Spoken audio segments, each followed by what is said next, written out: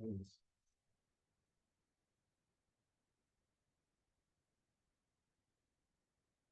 can do it like this if you prefer, or like this. I mean, this is might be better because the microphone will capture you, because otherwise sometimes it can be a bit muffled. And Maybe you have during Q&A we can let you. yeah, exactly. And do you have the your USB? that's the USB stick there. Yeah, just plug it there.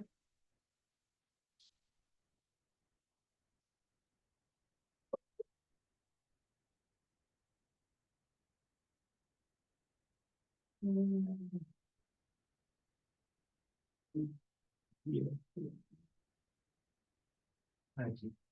So glass this one. Yeah. Right? Put it here.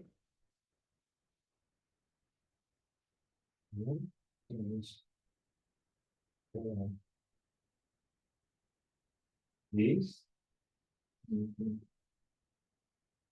Yeah. So maybe just take it away, take it out so you don't forget it. Because it's already on the desktop. And where is my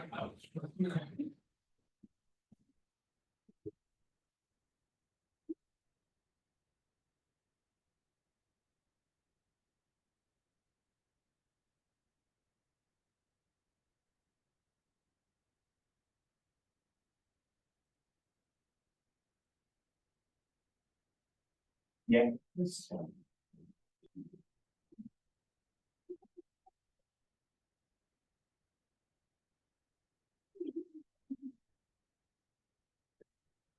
Hello. Hello. Hi there. Hi, I'm Quintijn. Quintijn, nice to meet How are you. you? Good. Do you want me to log in and this? No, it's all. Yeah, You but I get mean, up. can I look it in or you've got it? I You've got got it. it.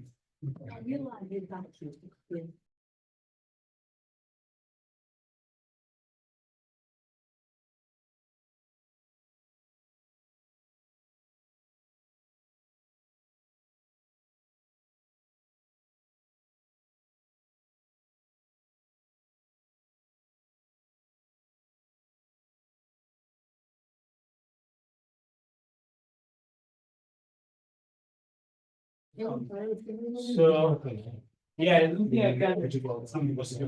Yeah, but I don't think I can. Yeah, maybe we need to use your, or maybe here. I'll log in. I mean, you can. I discovered last week. Yeah, that so. I could be present twice. Once on that machine and once on my laptop. Okay, so because here it says in progress, I switch, no. I don't know. I mean, once it says, you know, I'm going to log, if you log in here, I'm going to log you out on the other one, so I shouldn't do that. Last week, they had me twice.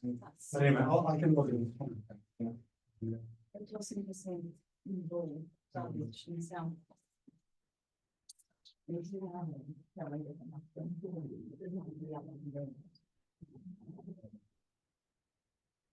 I was happy and I didn't know.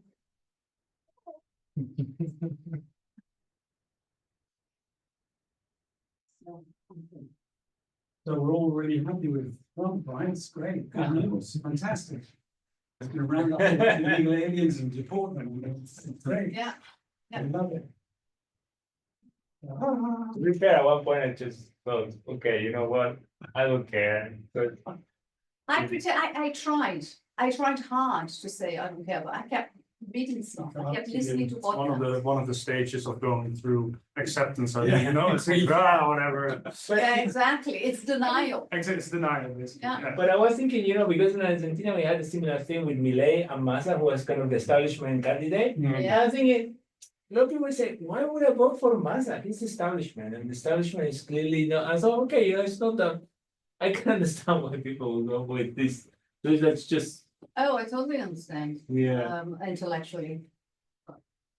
The same with Bolsonaro in Brazil, right? Yeah, but I mean, you had Lula at least. That was a good kind of. But he messed up so badly that Lula's hardly managing to govern. Yeah. You know, that's the problem, is the ripple effect. I'm sorry, just hijacking your, your. I think it's something that everybody's very preoccupied with today, no? Understandably so. Yeah. I listened to a podcast where, you know, they're interviewing a Puerto Rican actually who ran for mayor, I don't know where, I can't remember where anymore. And he was saying, but you know, he talked, if Trump, he's a Trumpist. I said, but Trump is against immigration, how do you feel about that? He said, well, you know, he's right. The people that they are sending are not qualified. Like they're sending the riffraff. So as a Puerto Rican, he. That's when the people don't respond to our models, right? Of like, well, you should have kind of a migrant solidarity consciousness and. quite the opposite. No. And then I remember my research on Brazilian immigrants in middle class Brazilian immigrants in Lisbon at the time. They were the immigrants that were there a while were saying, no, Brazilians shouldn't come in anymore.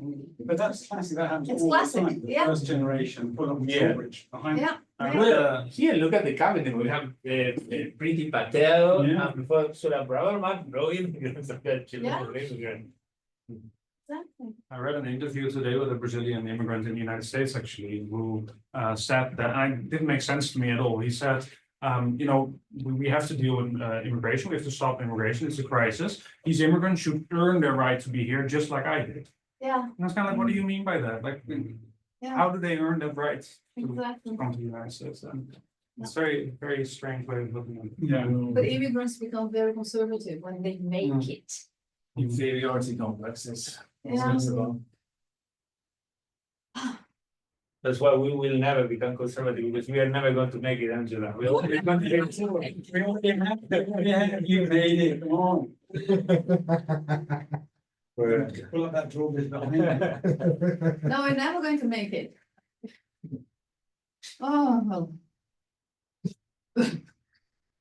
At least that's how we're going to feel, right? Yeah. Okay, we've got 8 people in the. Okay, so I want to let them in.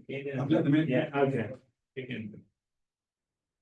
So we have it split between the room and so you can see them there. Okay. Okay, well, welcome everybody here and on the virtual room. My name is Ignacio Aguiló. I'm co-director of the Center for Latin American and Caribbean Studies here at Manchester. It's a great pleasure to receive Quintijn Kat, who is Assistant Professor of International Relations at Ashoka University, and at the moment he is a visiting professor at the Institute of Advanced Studies at the University of Warwick. He previously taught at the Jindal School of International Affairs and spent visiting and had 15 research stints at the George Washington University in the States and the University of Sao Paulo in Brazil. He was also a research fellow with the Center for Latin American Research and Documentation at the University of Amsterdam. And well, Quintijn received his PhD in International Relations of the Americas from the Institute of the Americas, so you're trained in the UK as well. Well, Quintijn's scholarly work has a geographical focus on the Americas, and his main research interests are hegemony and agency in international relations, particularly the role of subordinate-state agency in hegemonic order, as well as the relations between the United States and Latin America. Thank you very much for coming, and I leave you to Quint. Sure, thank you very much for that introduction, and thank you for the invitation also to speak here, and for everyone who's here, for your attendance on a day that, like we were just talking about, many of us are actually preoccupied with maybe something else, more topical things that are happening in the world today. So what I want to talk about today is actually a book manuscript that I hope to be submitting very soon to suitable presses. So I'm very keen to hear any comments, suggestions, and questions later on that might help me actually improve this manuscript a little further. And I want to begin actually with two statements that I will show on the slides. Okay, yeah. And I will also read them out loud for you. So the first reads, the moment is ripe for an historic initiative of the weight of the good neighbor policy and the Alliance for Progress to establish the themes for inter-American relations for the rest of the decade and beyond. Right, first statement. Then the second, the breakdown of US-Latin American relations in such a short time is striking, but it is not beyond repair. The shared values and history that bind the US together with Latin America and the Caribbean, as well as Canada, have proven durable and resilient through many missteps and recalibrations, but steps need to be taken and soon to ensure that the current breach does not deepen into a divide that damages U.S. relations, Latin American relations, I think should be, with the hemisphere for a generation.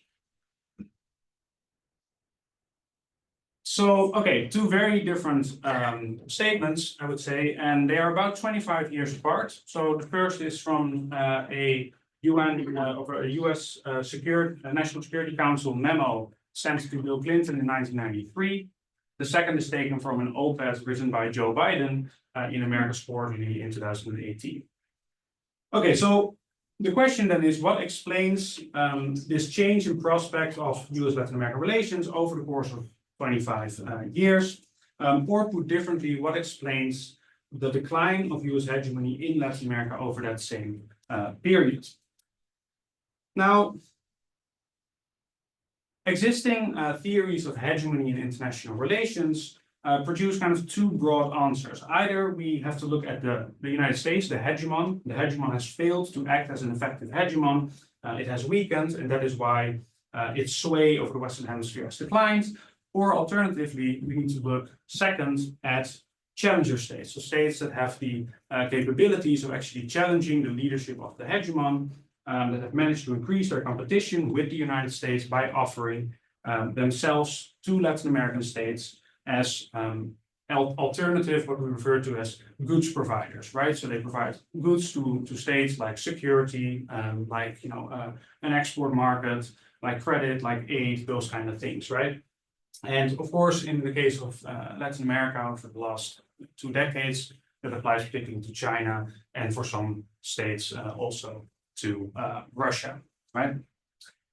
So in other words, existing theories of hegemony look for the causes of change in hegemonic order by examining the hegemon and challenger states. Now, other states, meaning the majority of states in the hegemonic order, the weaker states, or as I refer to them, the subordinate states, are essentially absent in the theory, or almost entirely absent. And that is surprising because although there are widely differing kind of definitions of hegemony in international relations theory, practically all of them argue that it is in large part based on the consent of weaker states, right? So that is the role that they have. They consent to hegemony.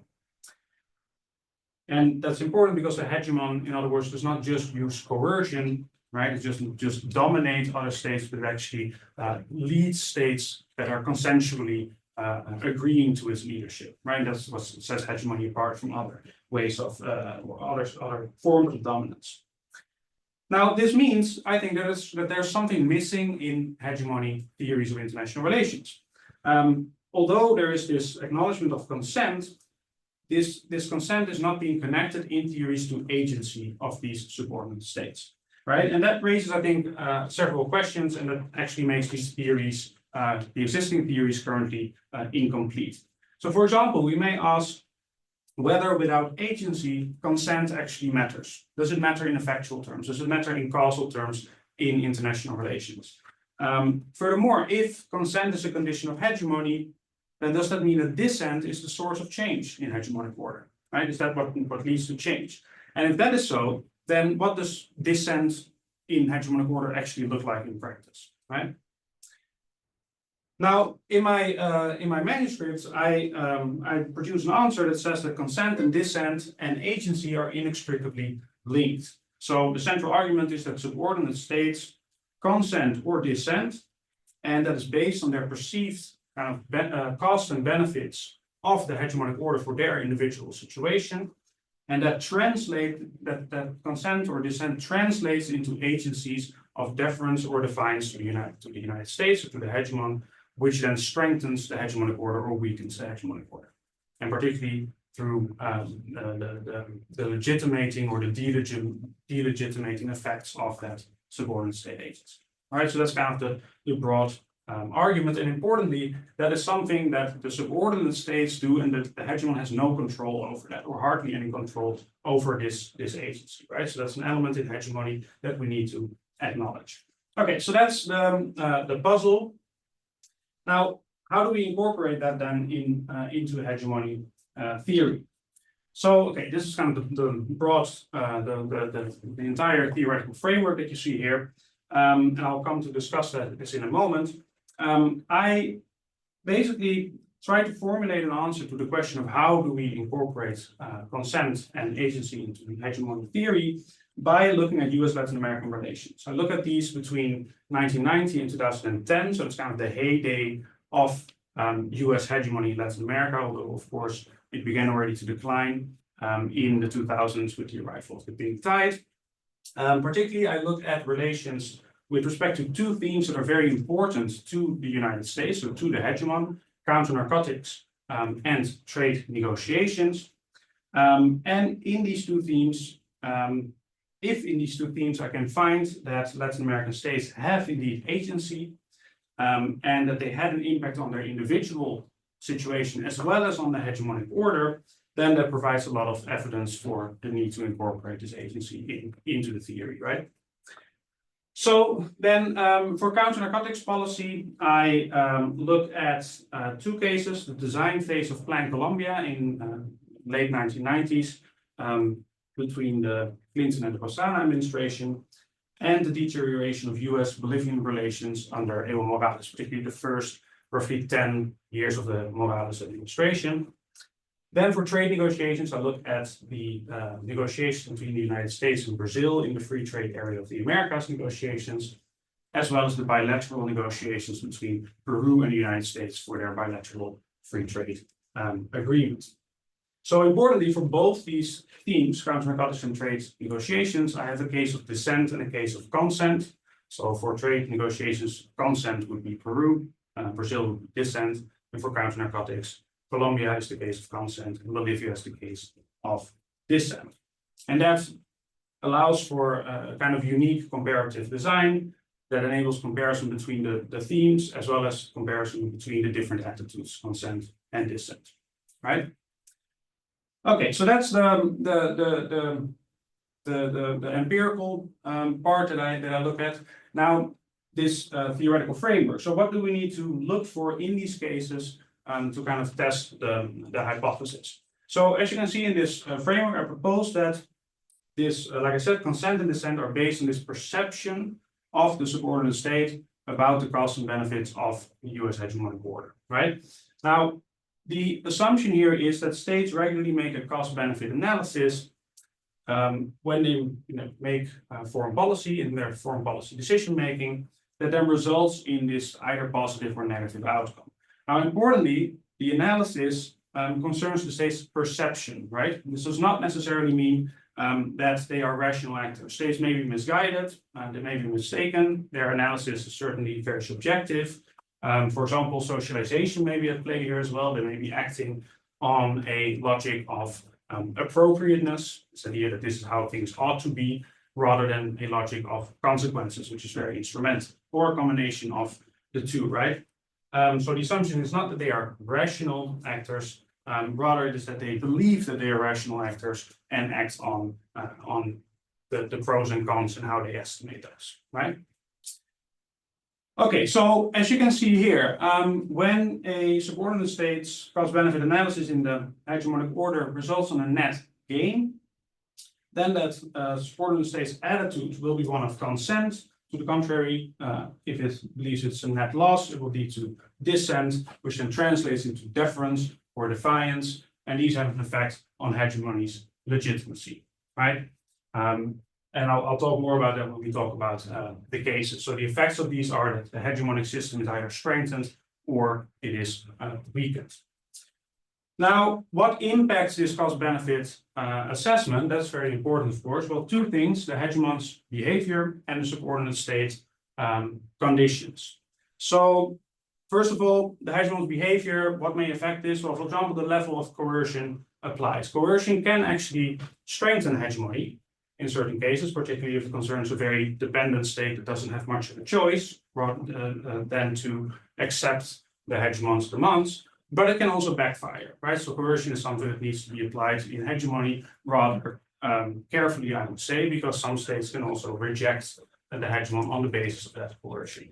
The opposite of coercion, in a sense, is goods provision, right? So if the the hegemon offers something of interest to the weaker state that can strengthen hegemony.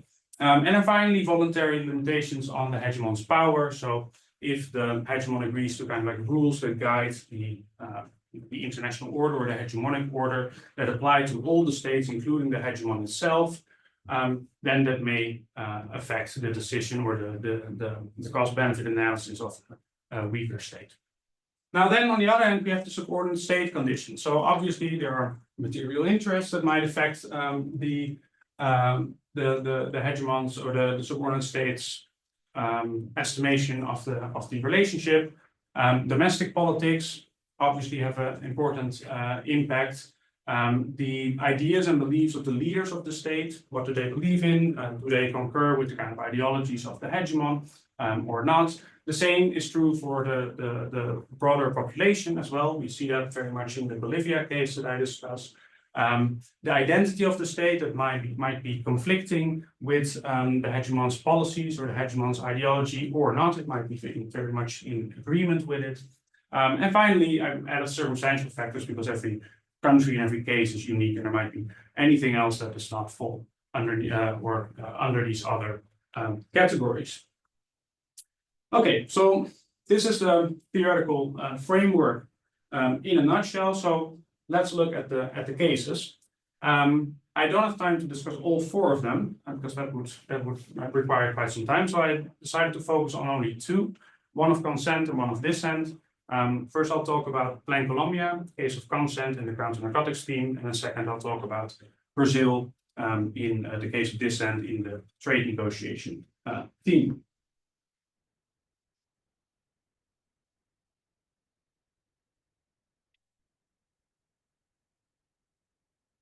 Okay, so people might be quite familiar with it, but just in case, what is kind of the context in which Plain Colombia came to be? Well, we need to begin talking about the subordinate state condition. So in the late 1990s, Colombia was in a very dismal state. It was increasingly being referred to as a failed or failing state, and that was not really an exaggeration, to be honest. Illegal armed groups, particularly the FARC, but also the ELN, paramilitary organizations, had grown in number by a lot starting in kind of the late 1980s, early 1990s, up until the 2000s.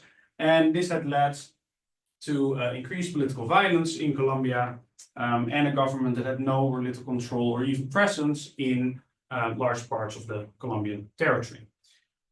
Now, in turn, the growing strength of guerrilla organizations like the FARC and the intensification of their so-called kind of what was referred to as para-state functions that the guerrillas fulfilled in areas under their control, combined with this lack of state presence in large parts, then led to an intensification of paramilitary activity aimed against these guerrillas. So in other words, although these organizations were already very influential, the growth of illegal armed groups inspired further growth of illegal armed groups. So it led to kind of this spiral of violence in which Colombian society found itself. Now, that spiral was particularly visible in increased levels of violence during the Semper administration in the 1990s and continuing under the presidency of Andrés Pastrana. So to illustrate what levels of violence we're talking about, according to the US Department of State, in 1999, 399 massacres happened in Colombia. Massacres defined as the killing of 3 or more people outside of a combat situation. The year before that, 1998, the number was 235. So it was going up by a lot.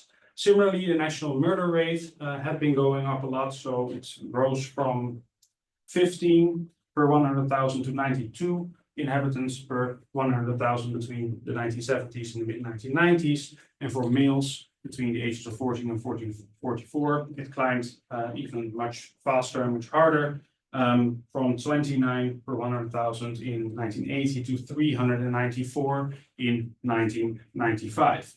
Then there were also lots of displacements in Colombia at the end of the 1990s, more than 1 million already.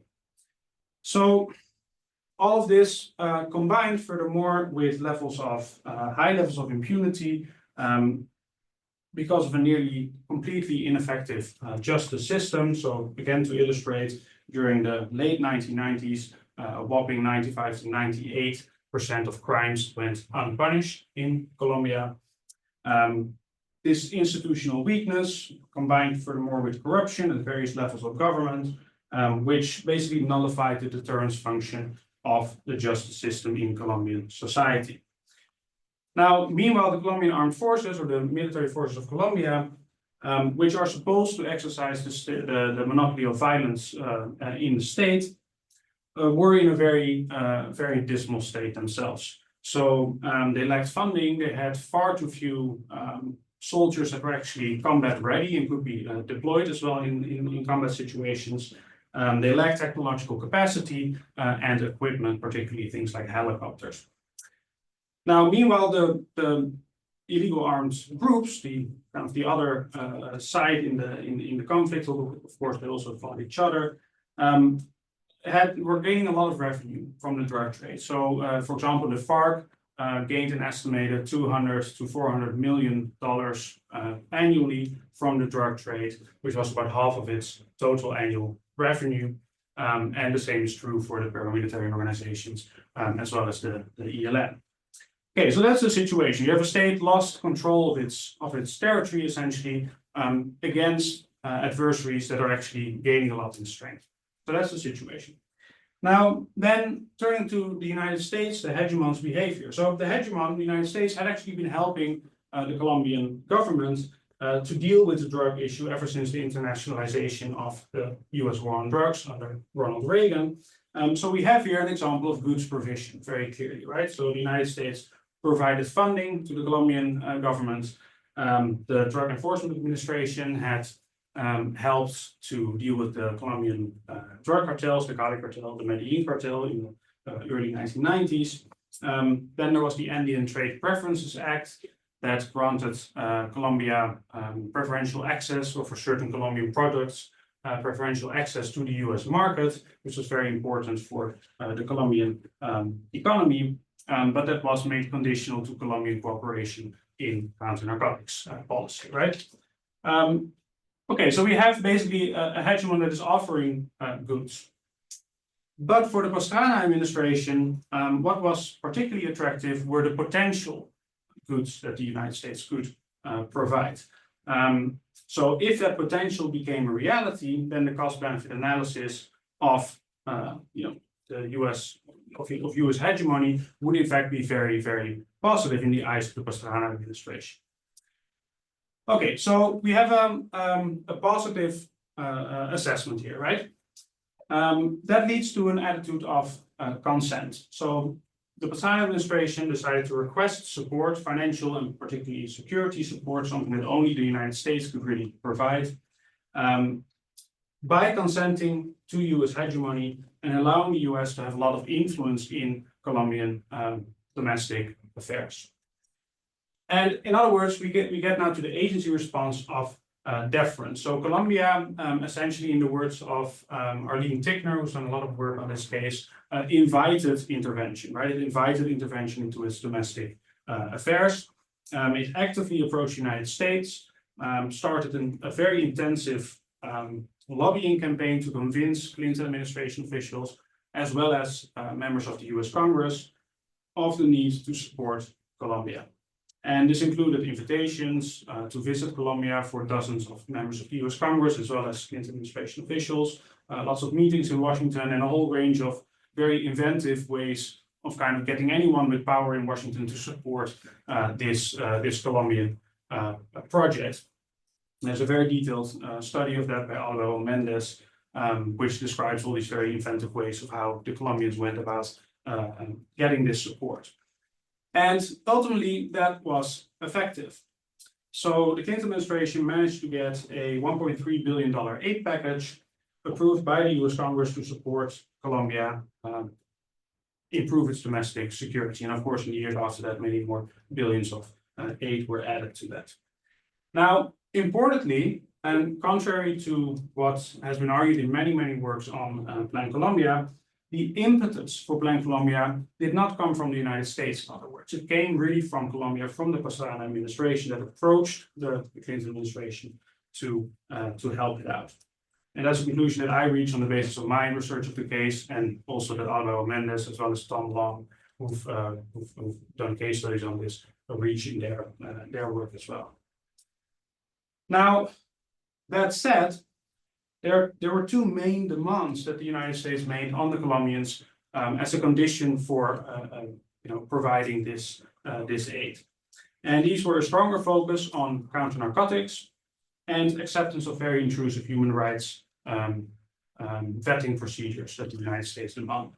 So I'll discuss both of these briefly. So first, it would be, again, it would be a mistake to say that the United States militarized Plan Colombia, right? Which is again something that you often hear, but that is a mistaken argument. The Pastrana administration, before going to the United States, already had a very strong focus on improving the strength and the capacity of its military. So that's actually why it went to the United States. However, it wished to focus much more on counterinsurgency or COIN rather than counter-narcotics. Now, that is where the United States made a change. The United States, particularly because of the so-called Vietnam syndrome in the US Congress, this fear of the Congress of getting stuck in another counterinsurgency quagmire overseas. Because of that, the Clinton administration kind of changed or framed Plan Colombia differently, framed it as a counter-narcotics plan rather than a counterinsurgency plan. And that was the way to get the money, essentially. I've spoken to many of these Clinton officials, and they said we did that very deliberately, right? Otherwise, we wouldn't get the Congress on board. Now, second, of course, the United States also had an interest in counter-narcotics. So it was also because the United States wanted to pursue counter-narcotics policy in its war on drugs. Now, Colombia saw this as a rather inconvenient limitation on the use of that funding because it perceived the illegal armed groups as a much larger problem than the drug trade in Colombia. But it did accept this demand nonetheless because of two main reasons. One, it didn't have a choice, right? It needed US support and it was not going to get it if it didn't accept this limitation on the use of its funding. And second, it realized that emphasizing counter-narcotics would still allow it to weaken the FARC and other illegal armed groups because they were making so much money from the drug trade, right? And of course, later after 9/11, this limitation was actually lifted. The Vietnam syndrome disappeared overnight, essentially, and the Uribe administration very much played into that. They're starting to frame guerrillas no longer as just narcos, but as terrorists, right? Narco-terroristas. Okay, then the second demand. So, following the so-called Leahy Law, or the Foreign Operations Act of 1998, no US funding could end up in the hands of actors credibly accused of involvement in gross human rights violations. So in the case of Colombia, particularly the concerns were massacres and extrajudicial killings. So therefore, the United States demanded that US embassy personnel conduct very intrusive vetting procedures of Colombian military units and Colombian officers, and that those that were credibly deemed in the eyes of these US embassy officials to have been involved in or possibly be involved in these human rights violations, that these were then exempt from the receipt of funding or even the use of equipment that the United States provided Colombia with. So imagine this is very intrusive of Colombian sovereignty, obviously, right? You have US embassy officials who are basically coming in and saying, you can use this funding, you cannot, and you can use the helicopter, you're not. You're receiving funding and we don't trust you, right? And you should be pushed into retirement, for example. And that literally happened. I mean, this was not just a hollow threat. There's many examples of the United States telling the Colombians, we will not give you the next funding, the next amount of funding, unless these generals are tried in a civilian court or are no longer in active duty. And those kind of things happened, and the Colombians often protested this, particularly the military protested this a lot. But eventually they always agreed and did what was necessary to keep the funding from coming in, or to keep the funding coming in, right? Now, of course, I have to say, this does not mean that the vetting procedure was effective, right? I think many people are aware that gross human rights violations did happen under Plan Colombia. So this means that the human rights vetting procedures were simply not effective. It doesn't mean that they were not a strong demand made by the United States, right? That's important to point out, I guess. Okay, so this is the whole case, right? Now, what does this case show us about US hegemony? What were the effects then? Well, we have here, in other words, a case of a state that clearly saw the potential positive effects of consenting to US hegemony. This would allow it to essentially prevent state failure in the eyes of the Pastrana and later Uribe administrations, or at least kind of win back control of large parts of the country. And therefore, it engaged in a range of agential behaviors of deference that resulted in the United States getting heavily involved in Colombian security, particularly. And such deference involved making great concessions to very strong US demands, but the Colombians realized this to gain so much that they agreed to those. Now, by doing all this, talking about like more broader US hegemony, they strengthened the legitimacy of the United States. They invited invitation of the US hegemon in their domestic affairs. They became the United States' greatest ally in Latin America, particularly in a time in a region where anti-US sentiments were actually growing, right? Particularly Venezuela, a little later Ecuador, Bolivia, and several other states. So in that sense, they had an important effect on particularly Northern Andean kind of US relations and US hegemony in the Northern Andes. So in that sense, the case seems to fit the theoretical framework quite well.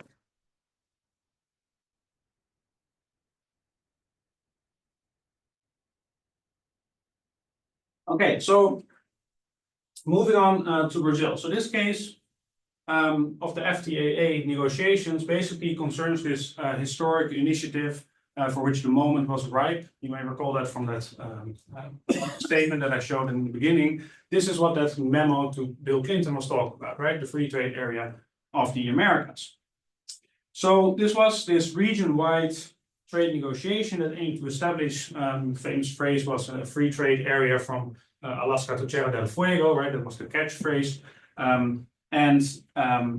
Negotiations for it ran between 1994 and 2005, but of course it failed eventually.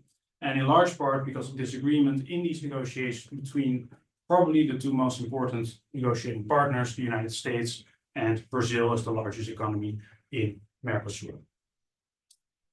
Okay, so what was the Brazilian outlook at the beginning of these negotiations? Well, for Brazil, a free trade agreement under US leadership brought both risks and advantages. So the United States importantly envisioned the FTAA as kind of the system of NAFTA accession. So other states would be allowed to join NAFTA kind of on the terms of NAFTA, the terms of the United States, thereby slowly establishing this free trade area of the Americas. Now that was unacceptable to Brazil. First of all, Brazil had leadership ambitions of its own in South America, and it saw in the words of its lead negotiator Roberto Avdenur, at least in the beginning of the talks. When I interviewed him, he said we had to balance the acceptance of American hegemony with the rejection of American hegemony. So they were very much aware that we have to deal with this hegemon. We can't entirely reject it. We also can't entirely accept it. We need to find some sort of a balance to kind of like keep it within bounds, something like that.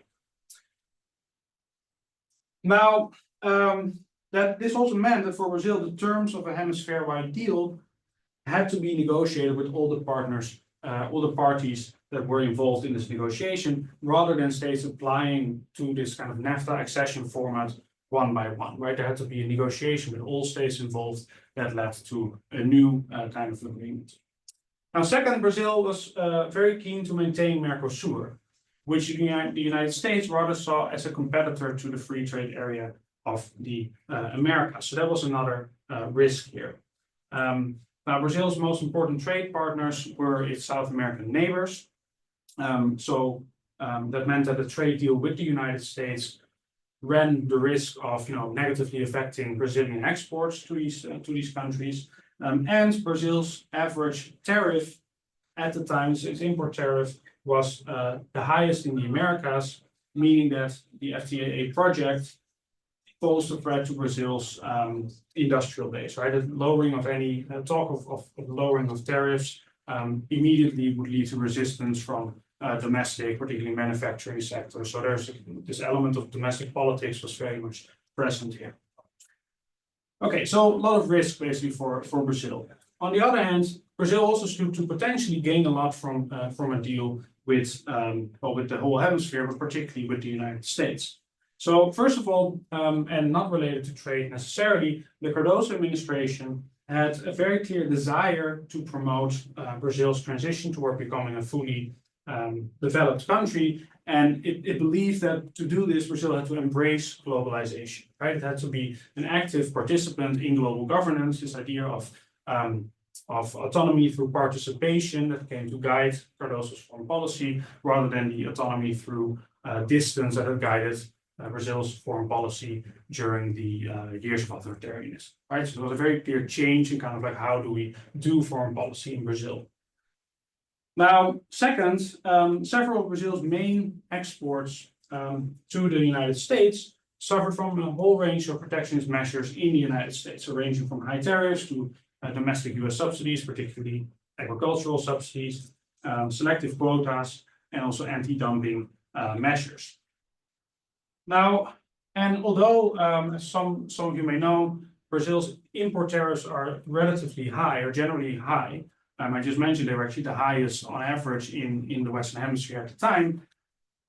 US import tariffs on Brazil's exports were actually much higher on average than those of Brazil on the most important US import tariffs. So the import tariff of Brazil on the 15 most important US products stood at 14.3%, while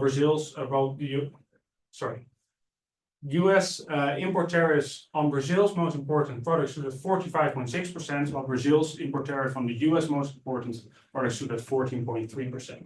So Brazil had an important case here to make that, we want you to lower these tariffs, and they stood actually to gain a lot from that. Now, add to this US anti-dumping measures, particularly also the agricultural subsidies that I just mentioned, which greatly harmed Brazil's agricultural sector, its competitiveness, at least in the US market, and Brazil stood to gain a lot, right, from this potential negotiations. So, on the basis of that, rather than to just consent or dissent, Brazil kind of chose some sort of a middle way, at least in the beginning. It decided to participate in the negotiations, defend its interests there as best as it could, trying to steer the FTA away from this US envisioned idea of NAFTA accession towards something more palatable for Brazil. However, over time, it would more and more start to dissent and defy because of kind of intransigence on the part of the United States towards the changes that Brazil pursued. Okay, so in the talks then, Brazil applied a combined and kind of three-pronged effective strategy of leadership positioning, coalition building, and demands for reciprocity.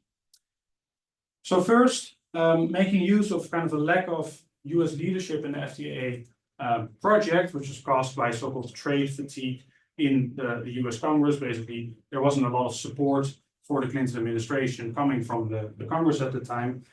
Brazil, between 1994 and 1998, managed to practically take over the leadership of the free trade area of the Americas negotiations from the United States and turn it into something very different. So this NAFTA accession format was basically replaced. There was no longer this idea of the United States serving as the center of this hub and spoke system of states joining this increasingly growing trade deal, but rather it was replaced by the principle of the single undertaking, which was agreed to by all parties, and which implied that nothing is agreed until everything is agreed. Right? We have to discuss everything, and once we have one complete deal, we'll sign it, and then we'll have our free trade area of the Americas. Now, furthermore, by 1998, as a consequence of Brazil's leadership positioning and its negotiating tactics, it was agreed that the FTA would build on existing regional integration schemes such as Mercosur, that it would be gradually implemented and based on balanced, equitable, and advantageous commitments by all states, and that states could define certain areas or products or sectors that would be subject to special treatment under the deal. So exceptions basically, you could include exceptions to the free trade deal. Now, all of this went practically entirely against what the United States wanted, but it had to kind of go along with this because Brazil managed to get lots of other states behind these proposals in the different negotiation rounds.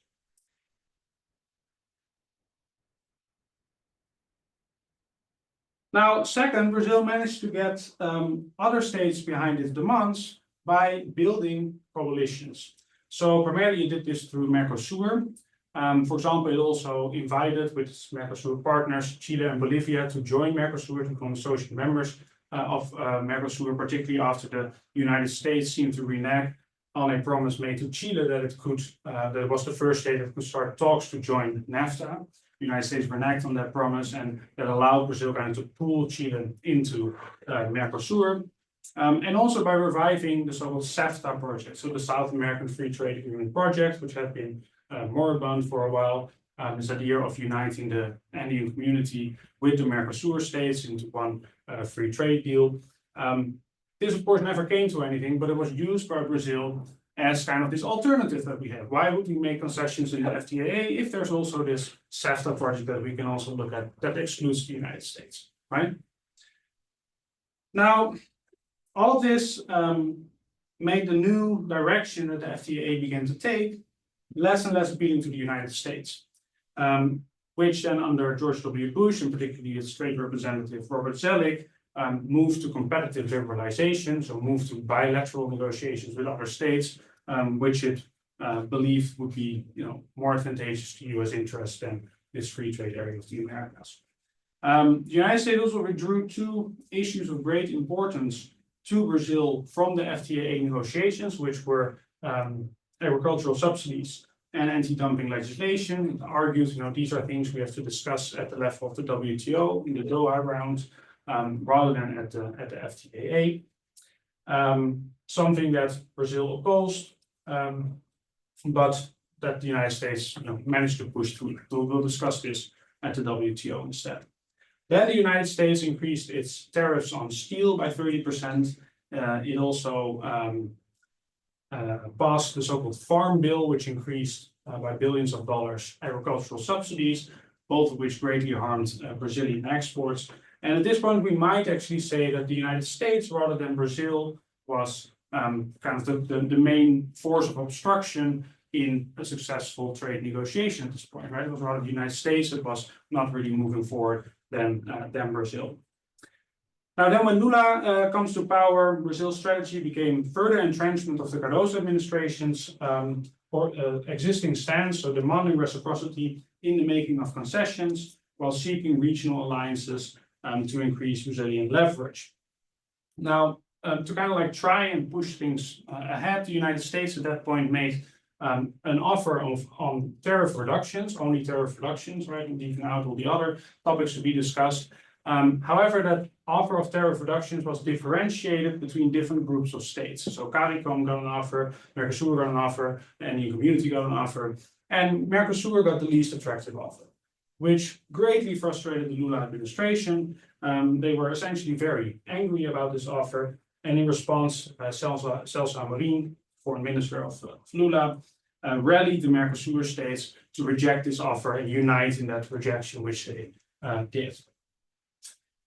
Now, nonetheless, Brazil doesn't really completely reject the whole FTA at this point, but rather it sought reciprocity. So it argued, if the United States can remove agricultural subsidies from the table, then we remove intellectual property. We're not going to discuss it anymore because we don't want to, right? So you can see that basically the whole project is starting to kind of fall apart.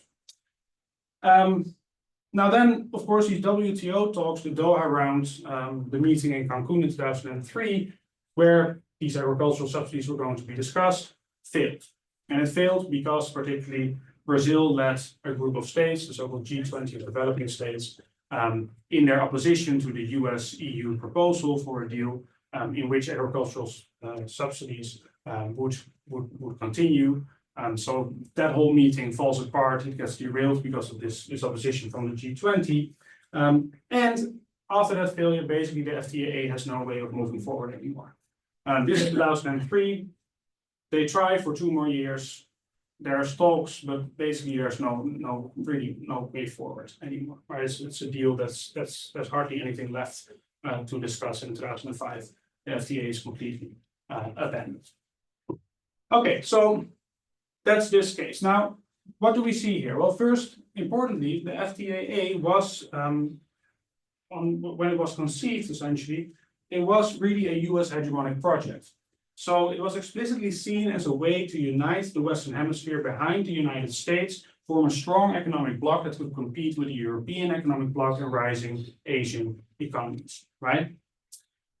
And kind of pose as a counterweight to these, a counterweight of a group of states that were, united behind US leadership. But it failed, and it did so particularly because of Brazil's opposition to the project as envisioned by the United States. Now, why did Brazil make it fail? It realized that there might have been benefits from a deal, but there were also risks to Brazil's interests. So it took a kind of middle way between consent and dissent.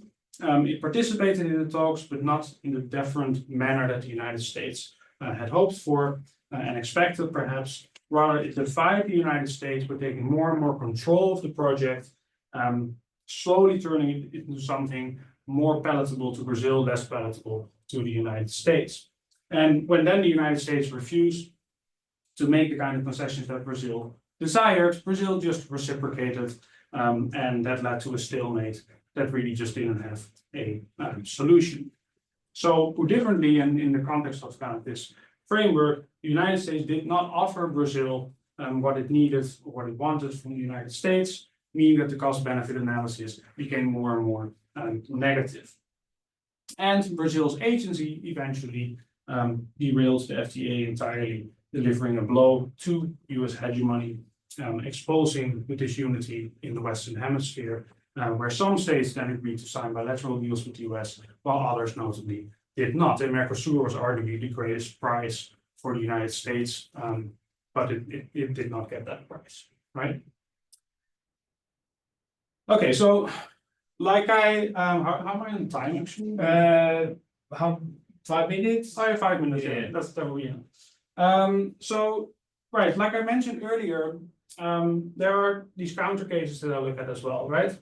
To the ones that I just discussed now. So with respect to counter-narcotics policy, very, very briefly, if we look at Bolivia, contrary to Colombia, it defied the United States under Morales.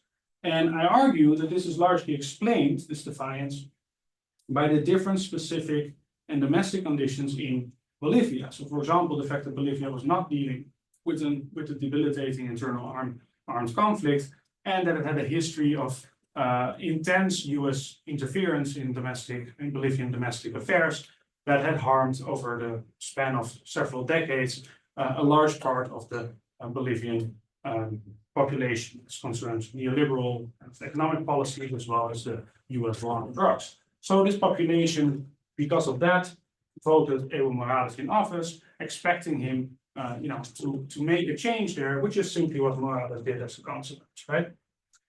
Then similarly, with respect to trade negotiations, Peru, contrary to Brazil, realized it stood to gain a lot from a deal with the United States, and that it didn't have to make any concessions that were very harmful to Peru's own economy. So, for example, Peru did not compete with the United States in agricultural products, right? Actually, it gained a lot from already existing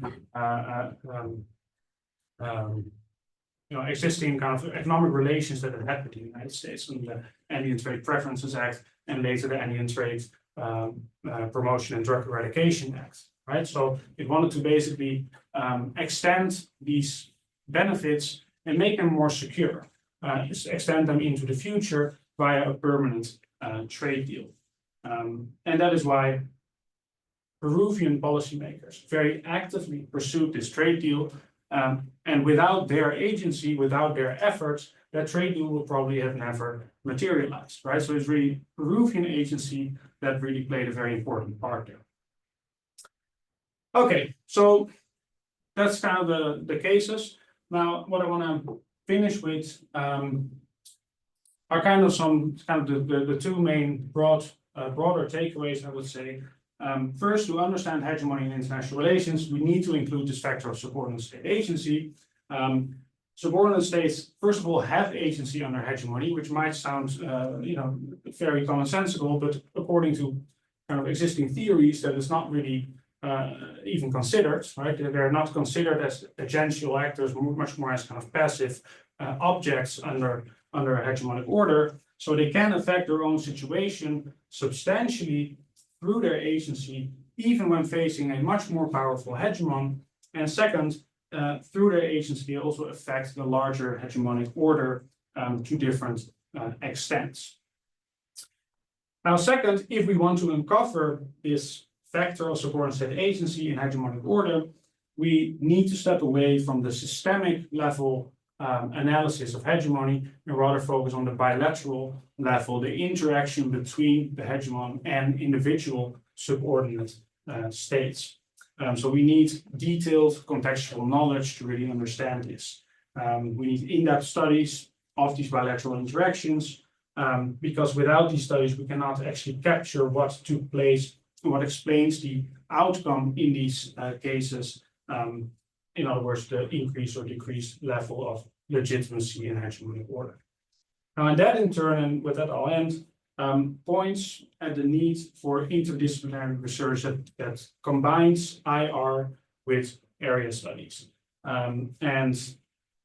This is a discussion or a debate that has existed in international relations for quite a while. Does IR need area studies, or can it make kind of broad generalizations without the kind of area studies contextual knowledge? I would expect that in a kind of area studies center where I'm speaking now, that people would agree that that's not the case, that you do need area studies, and I very much agree with that as well. And I think that my research also seems to demonstrate that point. So I'll stop there. Thank you.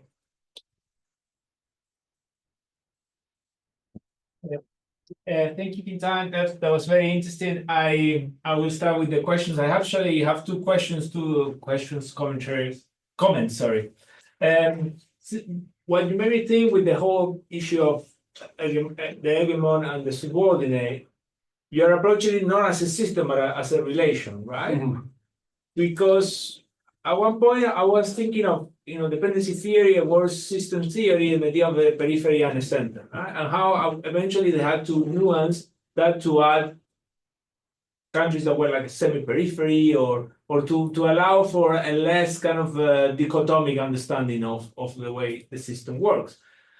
Because in the case of the framework that you're proposing, it's interesting that the main case of defiance comes from Brazil, which could be considered sort of a sub-hegemon within the region, because it manages, as you were saying, it manages to articulate a sort of coalition with Argentina, with Venezuela, and it does it thanks to its preeminent position as kind of the superpower within South America, or even Latin, I don't know. Well, you have Mexico as well, but yeah, it's good. It was the main economy and the most powerful country in the region, right? So I think because not all subordinate states are the same, right? You chose, it's not the same Bolivia than Brazil. So Brazil has wider capacity to precisely negotiate and engage in what you were calling defiance. So how you're factoring these differential degrees of subordination within the system that you are, or the sort of the framework that you are proposing? That's the first question. The second question is because it's the framework relies very much on the idea of rational calculation, benefit cost, right? Mm-hmm. So how much you have to gain, how much you have to lose, and based on that, they take very kind of rational decisions regarding whether to challenge or to comply. Is there a space for things are not necessarily so rational like ideology, right? Thinking of you rightly point out how there is a degree of continuity between Cardoso and Lula. They are very different administrations, but there was a rise of nationalism in the aftermath of I mean, you're talking about the pink tide. In the 90s, we are like globalist and like internationalist, but then there is a rise of nationalism in that particular Latin American tradition, to put it somehow, of anti-imperialist nationalism that is also kind of internationalist in the sense that La Patria Grande, all the Latin American countries are supposed to be joined in this kind of struggle against the junkie imperialism, right? So what is the space for these things like ideology, nationalism within this system, within this framework that seems to be very much centered on rational decision making? Yeah. So these are my two questions. Yeah, that's a very good question. Thanks.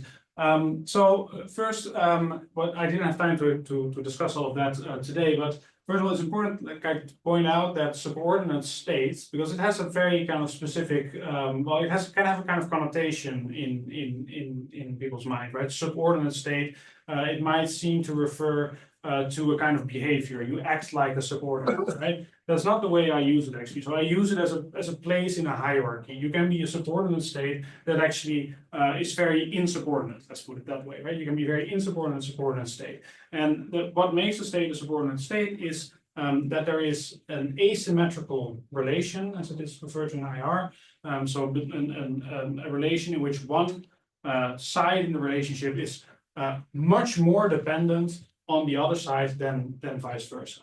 So there's a relation of mutual dependence, but one is much more dependent on the other side than the other way around, right? So that's what I mean by subordinate state. So that means clearly that there are different levels in a sense in terms of how subordinate a state is in terms of its level of dependency. Now, Brazil would clearly be much less dependent on the United States than, say, Bolivia, right?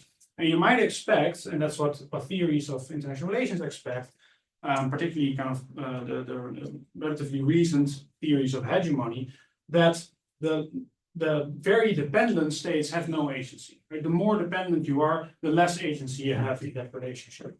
And I actually argue against that on the basis of the Bolivia case. So I got these two cases of dissent. One is Brazil. You might see, yeah, Brazil has lots of other options. It has a more diversified economy. It is generally a very large economy. It has Mercosur. So Brazil has a lot of agency, obviously, and therefore it can dissent. But I find I can argue against that because Bolivia is a very dependent state, particularly when Evo Morales came to power and leading up to that, during the rise of Evo Morales. But in my case, it actually defies the United States very, very extensively, right? Very substantially. Evo Morales essentially broke ties with the United States almost, right? It just, kicked out the ambassador, it kicked out USAID, it kicked out the DEA. It just said, like, I'm gonna do the whole war on drugs. I'm gonna stop that. I'm gonna use coca community control, which is a very different approach to dealing with counter-narcotics than what the United States wanted. Maybe too utilitarian, but the way you defined, that it can be about, it's all subjective and it can include all kinds of stuff. So my question is your theory falsifiable? Is there a case that you couldn't explain by just saying, oh, well, the weight of, if you look at it this way and you look at it that way, we can see how however a given state behaves, we can explain it in terms of perceived benefits versus perceived costs. So is your theory falsifiable?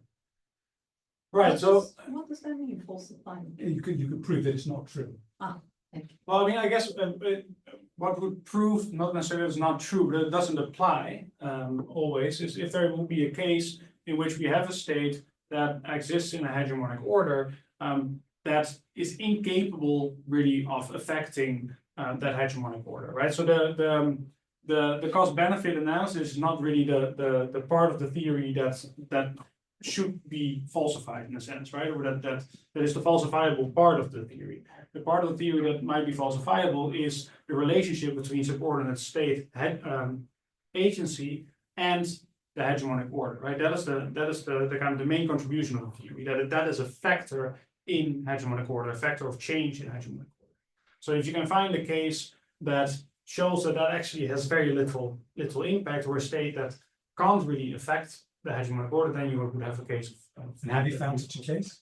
no, I found 4 cases that, yeah, I mean, that might make the falsification less likely. Yeah. Okay. Right, my question also follows on those questions, and I think that I wanted to ask you about your last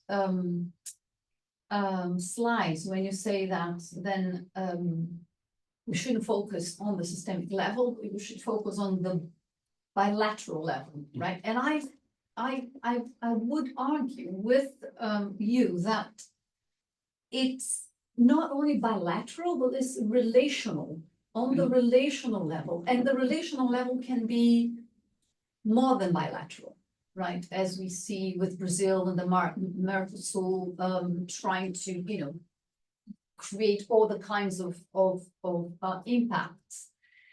And so that's my suggestion, that I would suggest that bilateral level there, it's further complicated into more of a relational aspect of the systemic model, right? And also I wanted to ask you a little bit about your concept of agency, because it seems to me that what you're saying to us is that everybody has agency, regardless of their subordination or the level of subordination or the relational subordination, etc.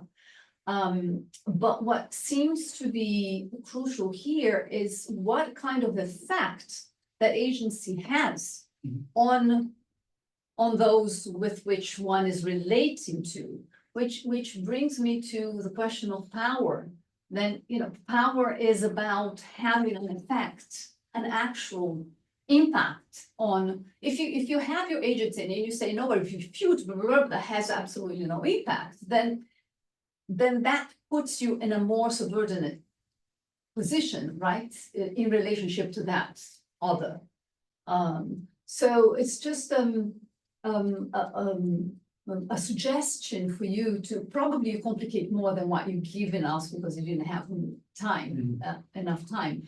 But it's a suggestion to complicate these 2 things, the bilateral and the agency, in terms of your own model of challenging the systemic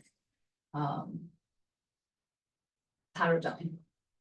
Yeah, no, absolutely. I mean, the relational aspect, I mean, that's very important. I take a relational approach to international relations, which is a kind of a relatively new development in IR, to look at the relation rather than at the individual units, right? It's the relation that actually counts rather than the units that decide what happens in international relations. Then about the agency, yeah, I have a full section discussing agency and what is agency exactly, or what is state agency, because there's a whole debate on that as well. So the effect is very important, I think. Like the way I use agency is, if there is no effect, then basically the state has no agency, or you have to be able to cause some sort of effect to actually have agency. Otherwise, you're just like, if just consenting to something is not really having agency. If you don't express that consent in some sort of way that affects the other party in the relation, then what kind of causal effect does it actually have, right? So that's very important. The effect is an important element in the definition of agency, the way I use it.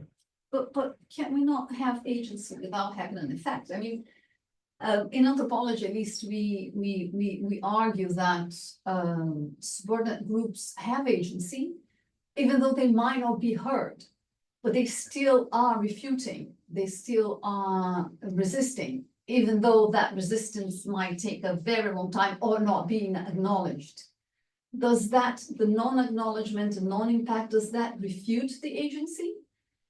No, I mean, like if you say, you can express your agency, I mean, then I think if you can express your agency, that means it is heard, right? If you can voice it, then it is being heard, right? So that means you have some sort of an effect. It's being, you're expressing it, it's being recorded.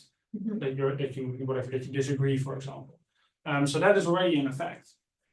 So some sort of expression is required. That there is some sort of a reaction coming from the other side in the relationship, right? That is what is needed to have to be able to speak of agency between interactions between states. Okay. And particularly, I mean, I think in terms of the effect, there needs to be at least an effect on kind of the state's own situation. You need to be able to affect that to some extent. Okay. Otherwise, you're just kind of like expressing something, but nothing is really happening. Which I would. It might have an effect on your view of yourself. Yeah. If you express example- agency and nobody takes any notice, you would still, that might change your view of who you are and where you are and Or your create some kind of ideology. network. Yeah, or your own role conception in international Yeah. relations, for example. Yeah. There's a question in the chat, which I think you can read on the screen there. Yeah, I think it's interesting to say. These two cases you discussed seem to fit neatly into the deference defiance binary. However, some countries may defer to US hegemony in some issue areas while defying in others. How would those cases affect the hegemonic system? Yeah, I mean, obviously there are different. I would say obviously there are different gradations, right? So I took two themes that are very important to the United States, in which defiance would really impact the United States, right? Trade is important to the United States, counter-narcotics is important to the United States. So if you defy the United States on those in those areas, then you have, you're really putting up a fight against the hegemon, basically, and that really delegitimizes the hegemon. You can at the same time perhaps, agree with the United States in other areas. Well, I mean, that just means that you don't disagree as much in that relationship, right? But it's particularly when you go against the interest of the hegemon and you can effectively do this, then you are delegitimizing the hegemony, right? Because it's something that is being observed, right? In the Western Hemisphere, other states observe that the U.S. interests are not being respected or are not being not being respected, basically, right? So that has an effect on the standing of the United States, how the United States is seen in the Western Hemisphere, and to what extent it is seen as a legitimate leader in the hegemon in the hegemonic order. I have another question, but it may exceed the remit of what you're researching, but you're taking the period of the US kind of absolute hegemony in the Western Hemisphere to extend the war, right? How do you see it now with moving towards an entropic world, and China is becoming the main, for example, in trade, is the main trading partner for most Latin American countries or sizable kind of economic I think Mexico is the only one that continues to have the US as the main trading partner, talking about the big economies. Yeah.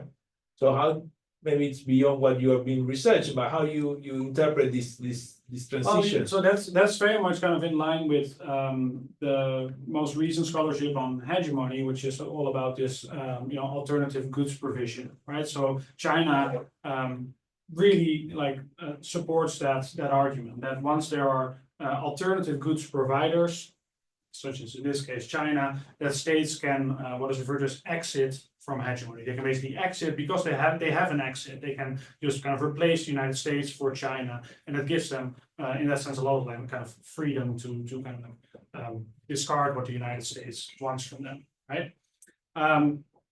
What I'm adding to that is actually that I find in the cases that I look at that even before China kind of made its entrance, I already find cases of defiance where states, demonstrate agential behaviors that are defiant of U.S. interests. So you may not necessarily need that alternative goods provider to have subordinate state agency of defiance. That's what I'm kind of arguing.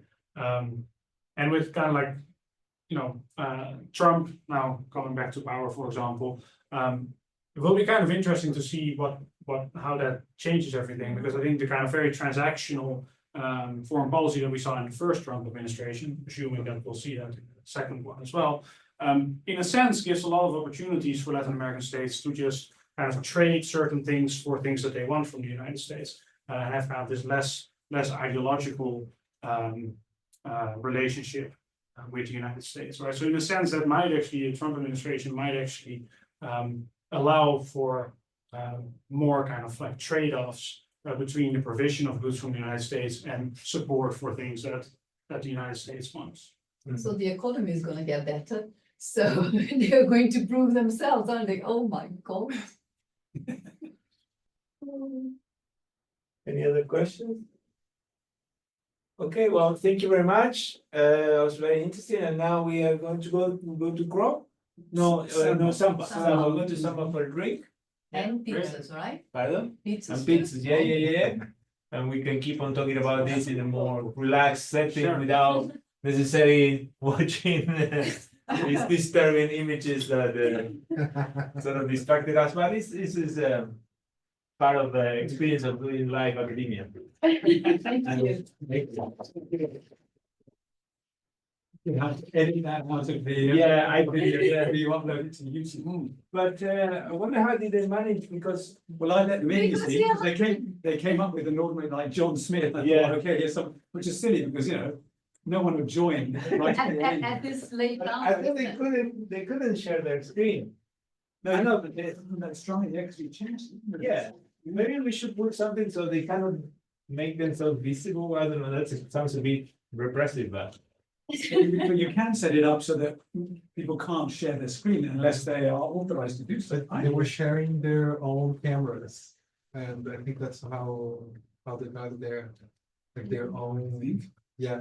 They just switched on their camera. Yes, That's all, and yeah. that's, yeah. So that was live. That guy was. No. What's the No, No, it was- no. They were sharing their, like, it was as if That's they were even the camera, more there's disturbing. probably Oh, okay. just Alex, screens. you can just put your phone in front of Yeah. Ah. Yeah. Because it was only on small, wasn't it? So Or, I I don't know, like, my knowledge of You said technology. quite a lot, and then, Oops, maybe it was- yeah. just to have fun, I think. It's just lots of noise, those Yeah. calls and stuff, like, teenage